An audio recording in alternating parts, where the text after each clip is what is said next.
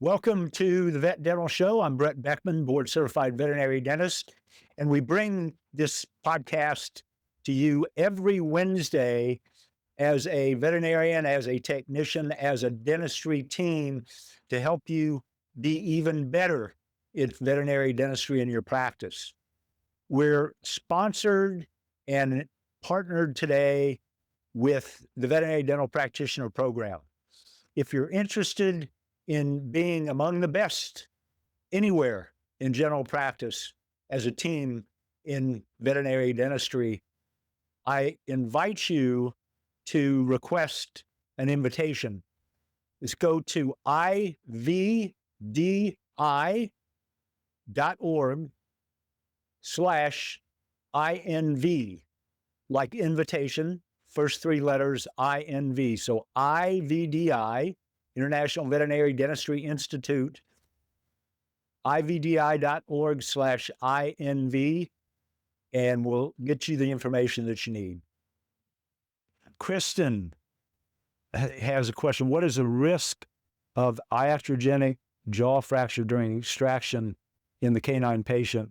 And that's a great question. And let me go to the keynote and I'll show you what we're talking about, and I'll describe it for our podcast listeners. So when we have a lucency adjacent to the apex of the tooth, then oftentimes that lucency is like you see in this image where describing this, the roots of the canine tooth are not really that close at all to the ventral cortex of the mandible. And it would take a tremendous lucency to extend to that point with the roots that far away from the ventral cortex. And even then, sometimes there's enough bone stability there that it's not going to be a problem. In this case, let's say it does extend to the cortex. You've got a lucency around the mesial root. It's not that big, but it's pretty dense. It extends to the cortex and breaks through the cortex somewhere, but there's no bone loss down to that. And the reason why that tooth has the lucency is because it was compromised endodontically, or either through open fracture or through trauma and chronic pulpitis. And with that lucency and with those tooth roots being that far away and no bone loss, there's almost no chance of fracture of that mandible if you know how to do the correct technique.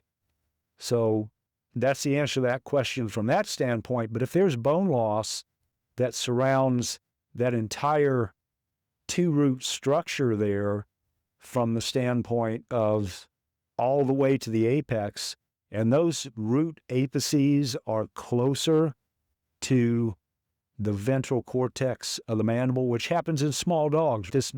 This case that we're describing is probably a medium-sized dog, so the roots aren't all the way down to the ventral cortex, but in small dogs, the tooth roots and the crown are too big, hence the problem with crowding of the crowns and periodontal disease with smaller dogs, and the fact that those teeth are too big for their mouths. And so with that, we often get bone loss that's significant starting at the marginal bone level where the periodontal disease is working its way down, killing the tooth, then producing periapical lucencies, and or migrating down that bone or that tooth root bone interface, destroying the bone so that tooth might even be a little bit mobile. Then that becomes an issue sometimes with fracture if the proper technique's not used. So many of our students that even come to our wet labs are apprehensive, and rightfully so, about extracting that tooth in particular if there's a lot of bone loss, and possibly that tooth in particular, even if there's no bone loss, as it's perceived as a difficult extraction. In reality, it's not that difficult. And if you have the proper training, and we provide that with our wet labs, we've got those coming up in June You can find those at veterinarydentistry.net. Just look at my name down there and you'll see the link. You can register for the course in Atlanta at our new teaching center, brand new. We've only used it twice and it's incredible, in north of Atlanta in Sandy Springs. So I'd love to see you guys there. But anyway, again, that's one of those tangents I get off on. But with that being said, that tooth and the mandibular canine are the ones that fracture jaw structure most often during extractions, with situations where the practitioner may not be that comfortable with the extractions. And so those are often referred. And if you're not comfortable with that, I would recommend that you refer as well. But if you're comfortable, perfectly good technique that you've been taught, then certainly fine to do that. Hopefully that answers your question. That's a long answer, Kristen, but that's the answer to that question. Sue Bowman, is the Denton Trail mention made with the Explorer? And yes, indeed it is. The Dental Explorer, which is on the other side usually of your periodontal probe, that is, what's the term, scored in millimeters generally to let you measure periodontal pockets and attachment loss with gingival recession, and both combined. And is it done in the awake patient? No, it's done in the patient under anesthesia. You could possibly do it in the awake patient if you have a super good awake patient, but if that patient's head moves, that's a super sharp point.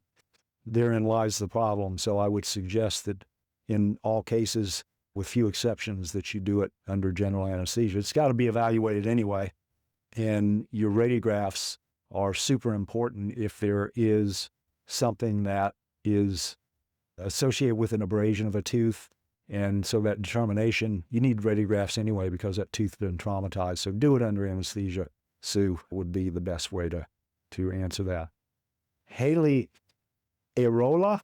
Haley, thanks for your question. Chevron affects something that affects more breeds than others. Is it common to see more on the maxillary or the mandibular teeth? And we generally see that in several places. One is the 4 central maxillary incisors, real common. The canine teeth, especially the maxillary canine, has a chevron effect, or it may have an effect from superimposition of the nasal cavity over the apex, which may look like a huge chevron effect or a huge lucency. So you have to be really discerning in order to make that call on the maxillary canines. Mandibular canines may have some of that, but usually not. Those, if you see a lucency, you want to look at the other side on those for sure, on the apex of the mandibular canines. And then the other place that you'll see those is the mandibular first and second molar, more common in the mandibular first molar, I think, than most teeth. You always want to compare that to the other side as well and make sure that your views are both parallel, which is a little easier to do. If you're comparing canine to canine in the maxilla, a little bit more difficult because you have to have pretty much the same angle of the tube head in order to compare really accurately, but you'll get a general idea. And if there's any question, then you either have somebody consult with you on that radiograph after the patient wakes up. You don't want to assume that it's an extraction unless you know for sure. Certainly training in radiographic interpretation will help. We've got an online course for that at that URL that I mentioned before, 5 hours of just radiographic interpretation. So those things and the experience will help you make those determinations on that. So thanks, Haley, for that question. So let's go down to the next question.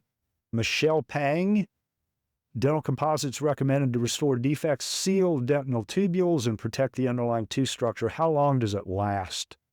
Assuming normal everyday mastication. So if you have composite on there, and you have a bonding agent under there, which is definitely what you want to do, the dentin bonds to that in the connective tissue of the dentin, in the tubules and in the matrix, and that's pretty much a permanent thing. The composite could get knocked off, certainly.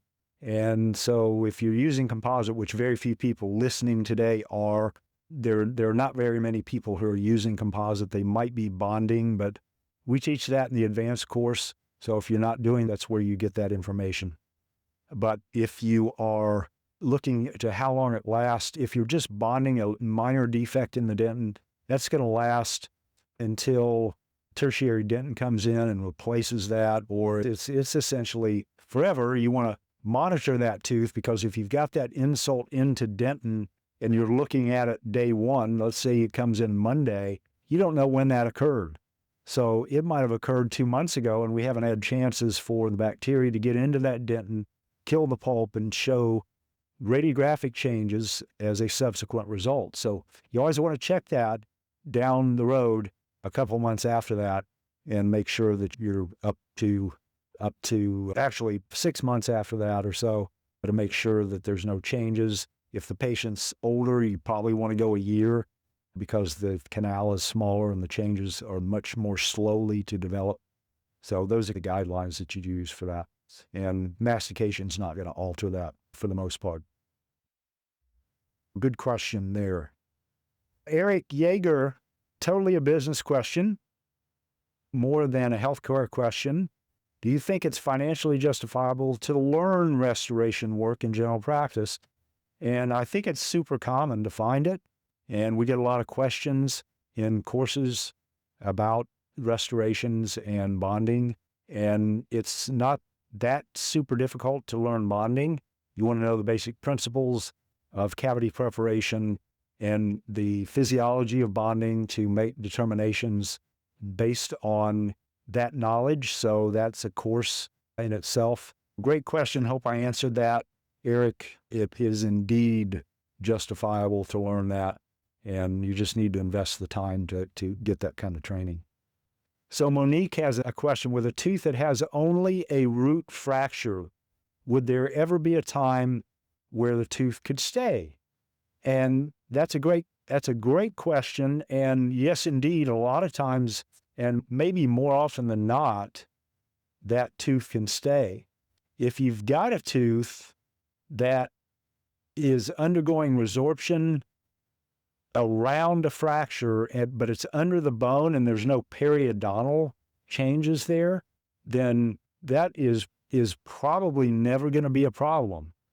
So that root fracture under the bone level with no perio care or no perio involvement, it does not require extraction as long as there's no lucency there.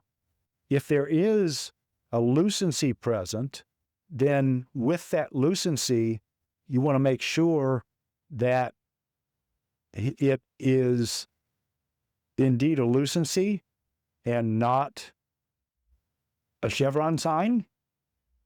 With a case where you have radiographic changes, like the one you're looking at if you're live and the one I'll describe if you're watching this on the pod or listening to this on the podcast, we've got an enlarged periodontal ligament space around the root segment, which means it's dislodged from the bone, and or it has periodontal disease associated with it, destroying the bone adjacent to it. In either case, that tooth crown is probably mobile, and so that would be another indication, along with what it looks like radiographically and what it probes as when you probe it, in order to make a determination that needs to be extracted. So radiographically, if you can see that there's marginal bone to fracture communication, so where the tooth root and the bone are supposed to be, and where the fracture is, there's open space in the radiograph, and or you have mobility of that crown. Those are indications where not only the crown needs to be taken off, but that tooth root needs to be extracted, whether it has a lucency or not, because it's probably going to establish a lucency given enough time if there's periodontal involvement. If there's a lucency in addition to that, then that means the tooth is already dead and the bacteria have gotten out, destroyed the bone around the root tip. And so that's certainly a definite indication for extraction of that segment. So I hope that answers your question. I hope you enjoyed that episode.